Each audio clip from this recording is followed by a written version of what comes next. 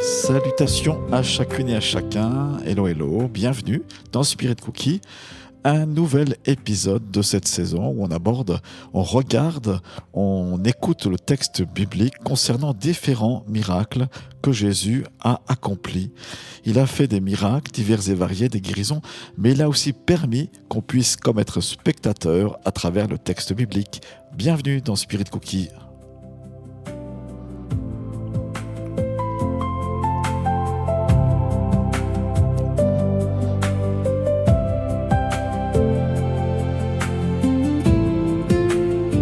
Je ne pouvais pas laisser passer ce passage de l'évangile de Luc où Jésus parle, ou plutôt répond à une question qui, pour moi, dans sa réponse, est certainement, il n'y en a pas d'autres en fait, des plus grands miracles. Cherchez pas, moi je veux bien chercher avec vous si vous voulez, mais il n'y en a pas d'autres. Quel est le miracle qui est plus grand que l'univers? Quel est le miracle qui est plus grand que tout? Quel est le miracle qui est plus grand que toi, que ma vie, l'ensemble de toutes les vies? Eh bien, c'est celui qu'on va voir aujourd'hui. Et je ne te laisse pas plus patienter plus longtemps, mais on va regarder ce texte. Je vais lire le texte du jour qui se trouve dans l'évangile de Luc. Et c'est l'évangile de Luc que je lis donc au chapitre 13. Jésus traversait les villes et les villages. Et il enseignait en faisant route vers Jérusalem. Quelqu'un lui dit : « Seigneur, n'y a-t-il que peu de gens qui soient sauvés ?» Il leur répondit : « Efforcez-vous d'entrer par la porte étroite, car je vous le dis, beaucoup chercheront à entrer et n'en seront pas capables. Quand le maître de la maison sera levé et aura fermé la porte, et que resté dehors, vous commencerez à frapper à la porte et à dire : « Seigneur, ouvre-nous !»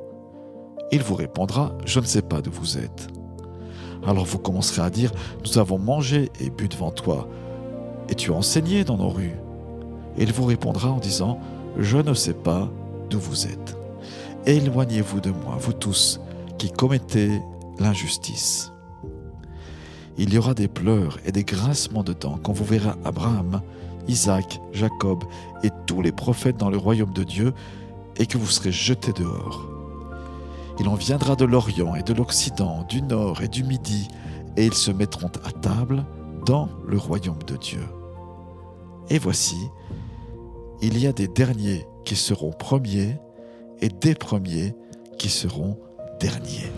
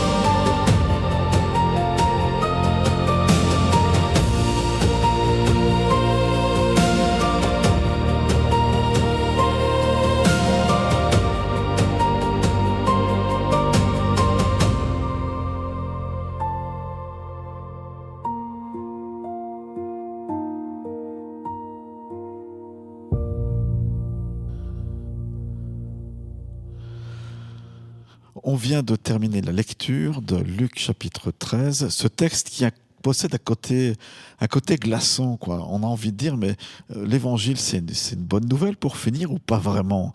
Parce que quand on entend ces paroles de Jésus qui met dehors des gens, on se dit, mais il est où l'amour de Dieu?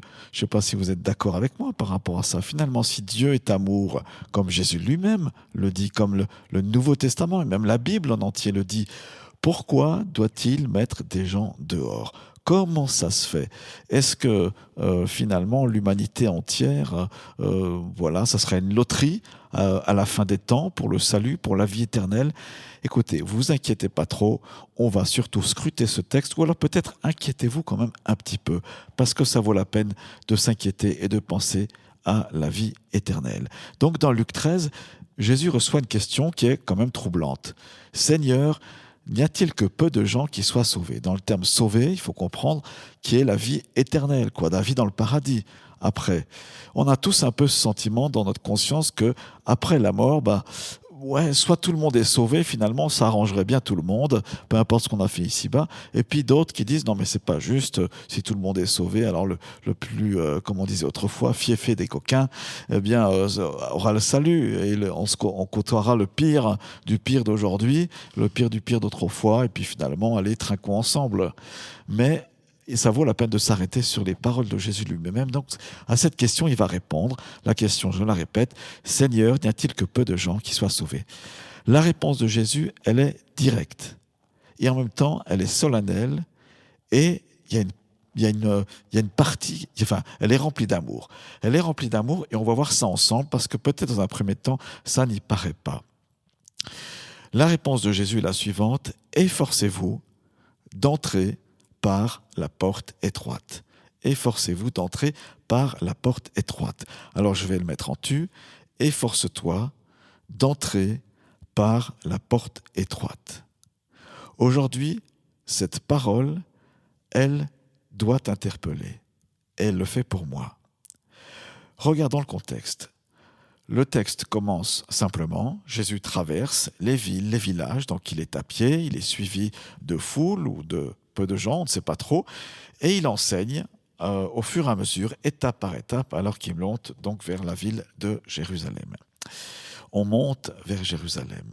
Il avance vers quoi Jésus? Il le sait très bien, il sait qu'à partir du moment où il mettra les pieds à Jérusalem, non seulement la haine, l'aigreur, et la jalousie vont le faire prisonnier, mais il sera jugé, condamné parce que le verdict était écrit d'avance par ces gens qui l'ont fait arrêter, et il sera crucifié par les Romains. Il avance vers la croix. Mais chaque village traversé est une étape vers le sacrifice. Il le sait, mais il enseigne encore. Il appelle encore, il avertit encore. Et j'ai presque envie de dire, il t'enseigne encore, il l'appelle, il t'appelle encore et il t'avertit encore. On a un sauveur patient et rempli de compassion et c'est ce qu'il fait dans cet évangile. Alors la question que tout le monde se pose, on va s'y attacher quand même. Cet homme, on ne sait pas qui c'est, demande, Seigneur, n'y a-t-il que peu de gens qui soient sauvés? Question universelle, qui sera sauvé? Qui entrera dans le royaume de Dieu? Puis on espère tous un petit peu à l'intérieur, dit, bon, ça devrait passer, quoi, ça va le faire. Hein, comme quand on passe un examen, on n'a pas trop révisé. Les étudiants peut-être qui m'écoutent se posent la même question. Moi, j'ai pas révisé comme je devrais. On se culpabilise et puis on essaie de tourner dans sa tête toute l'année scolaire qu'on vient de vivre. Mais voilà, comment être certain de passer l'examen, de passer la porte à quelque part, d'avoir la vie éternelle. Jésus, à cette question, ne donne pas un chiffre. Hein, il aurait pu dire, on va dire, allez, 50%, on n'est pas très loin de la vérité. Non, il ne donne pas un chiffre, et il ne lance pas non plus une querelle théologique dans l'abstrait, mais il répond personnellement. Et il te dit, efforce-toi d'entrer par la porte étroite. Autrement dit, ne regarde pas aux autres, s'ils sont sauvés ou pas, mais examine ton propre cœur. Regarde à toi-même où tu en es par rapport à la référence que je vais te donner, par rapport à mes paroles. Les paroles de Jésus sont les paroles de référence. On est d'accord, c'est lui le Sauveur. Donc il parle d'une porte étroite. Pourquoi cette porte? Donc cette porte, c'est la vie, l'entrée dans le royaume de Dieu. Et il nous dit qu'elle est étroite. Donc c'est pas une large porte, c'est pas une grande porte qui fait 15 mètres de haut, j'exagère, mais il y en a quand même, hein, des grandes portes dans certains bâtiments. Parce que cette porte, elle est étroite, parce que dans le royaume de Dieu, on ne peut pas entrer avec notre bagage. On ne peut pas rentrer avec un sac à dos. Dans ce sac à dos de l'humanité entière, dans le mien, dans le tien, il y a quoi? Il y a l'orgueil. Cet orgueil-là qui nous pousse à dire « mais je ne suis pas si mal que ça ». Et déjà là, quand on prononce le « mais », on se trompe. Parce qu'encore une fois, la référence, celle avec qui il faut se comparer, ce sont les paroles de Jésus. Jésus ne veut pas notre propre sac à dos, notre propre justice. La justice dans la Bible, c'est une notion très importante qui est là pour nous dire est-ce qu'on plaît à Dieu ou pas. Faire ce qui est juste, c'est faire ce qui plaît à Dieu. Faire, on verra ça plus loin, c'est pas tout à fait du faire. Tu ne peux pas rentrer dans le royaume avec une religion. Jésus dira lui-même dans Jean 10, verset 9, « Je suis la porte ». Donc tu vois l'image. Jésus met une porte devant toi. Elle est étroite, serrée. Cette porte, dans Jean 10, verset 9, il dit « Moi, je suis la porte ». La porte d'entrée, c'est Jésus-Christ.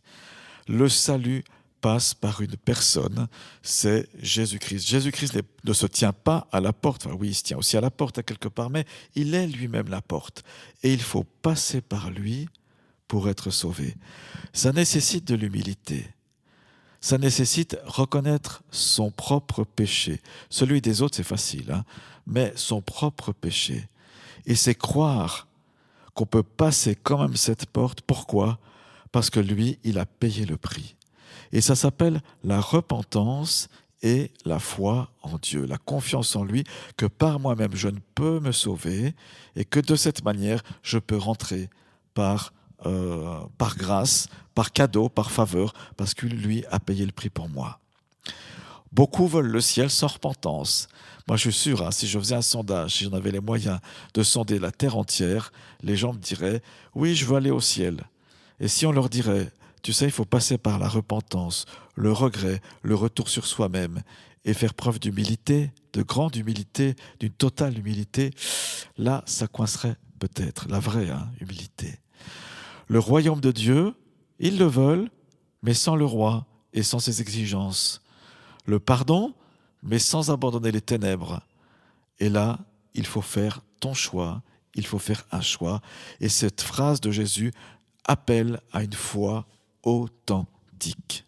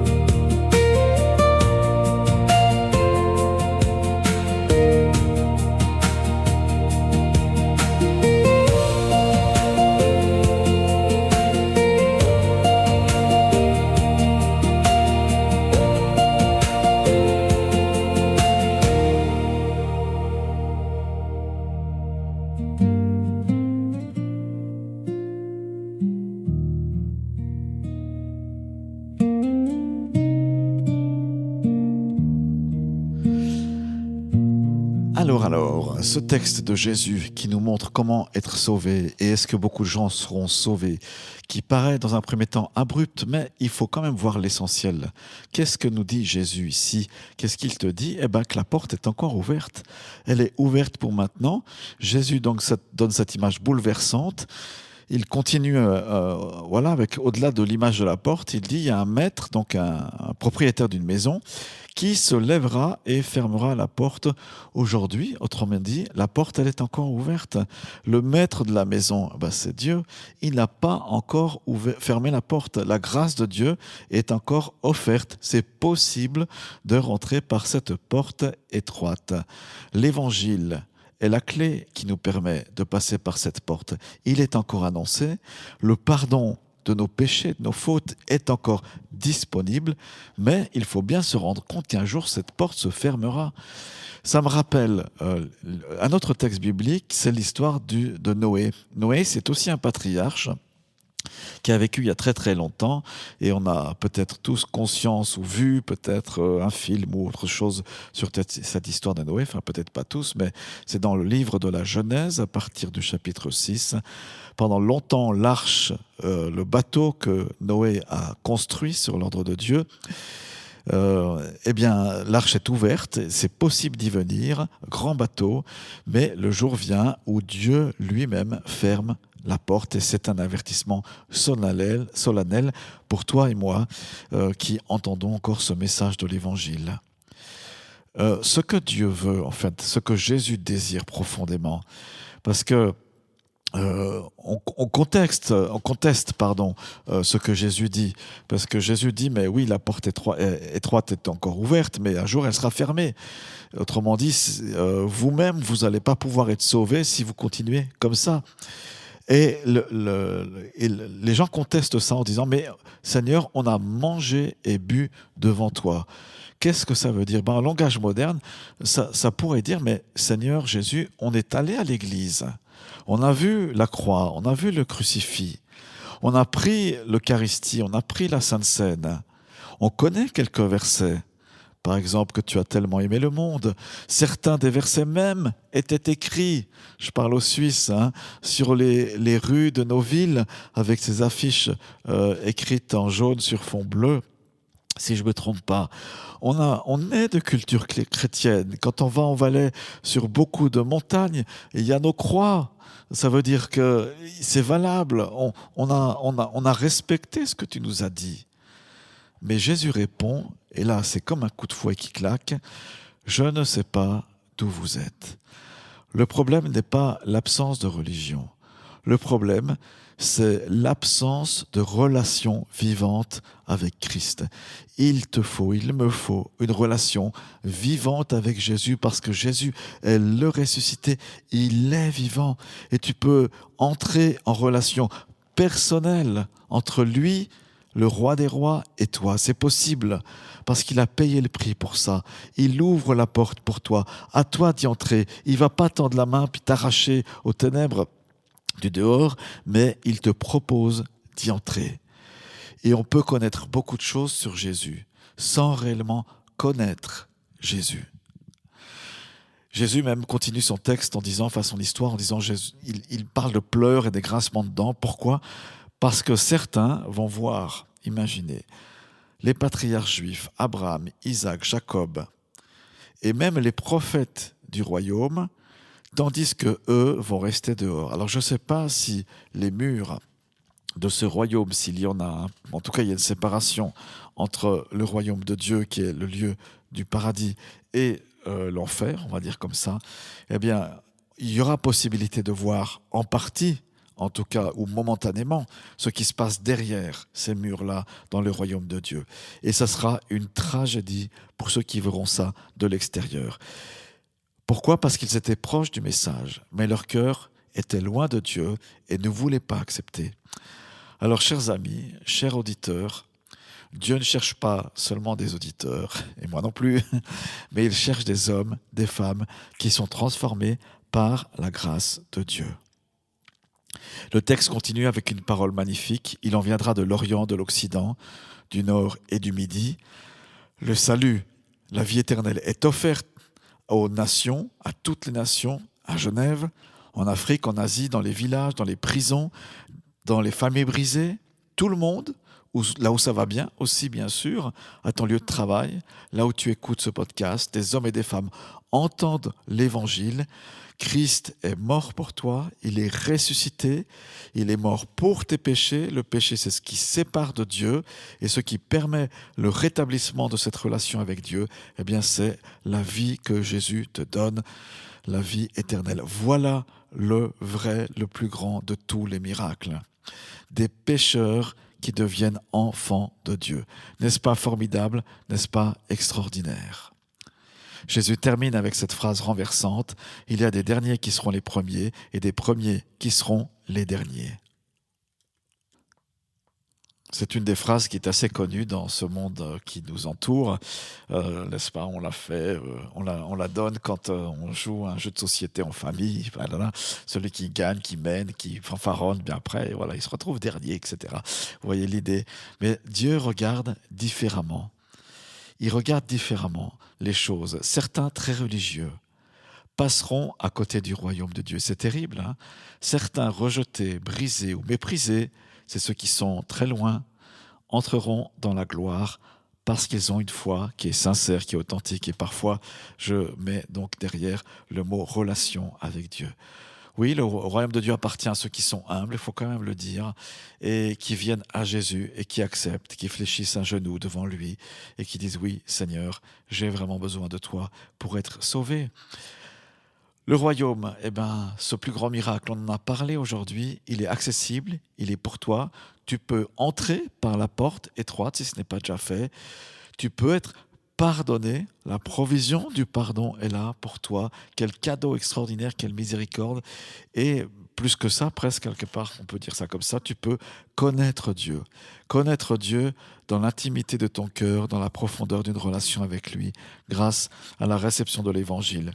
On ne peut pas tout comprendre de l'Évangile, il y a des mystères. Mais ce mystère, il est là, il est clair maintenant. Jésus-Christ nous offre et t'offre le salut extraordinaire. Encore une fois, ce n'est pas grâce à ton travail ou à ce que tu vas faire toi-même, mais c'est grâce à Jésus-Christ. Ce n'est pas une religion, je ne suis pas en train de dire viens à telle église, telle rue, je suis en train de dire qu'on peut regarder à Jésus-Christ. Il a même dit, cette phrase revient là, Jean 6, 37. « Celui qui vient à moi, que dit Jésus, je ne le mettrai pas dehors. » C'est encore le temps, dès que tu passes la porte, il te dit « Bienvenue, je t'attendais ».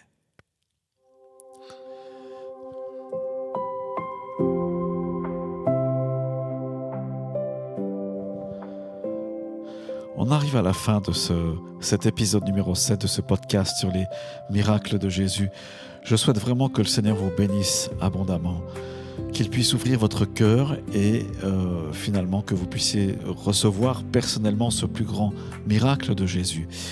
Voilà, je crois que ce message a été assez clair aujourd'hui. C'est pas souvent que je suis aussi clair, mais c'était voulu. J'avais ce souhait vraiment de pouvoir vous partager à partir de ce texte de l'évangile de Luc le plus grand miracle dont tu peux bénéficier. J'espère que ça vous est profitable. Si vous avez besoin de m'écrire, de me joindre, donc vous allez sur le site spiritcookie.org et puis il y a le mail qui peut être trouvé sur ce site-là. Je réponds volontiers à vos questions. Je vous souhaite le meilleur. Merci d'avoir écouté Spirit Cookie et à la prochaine fois. Bye bye.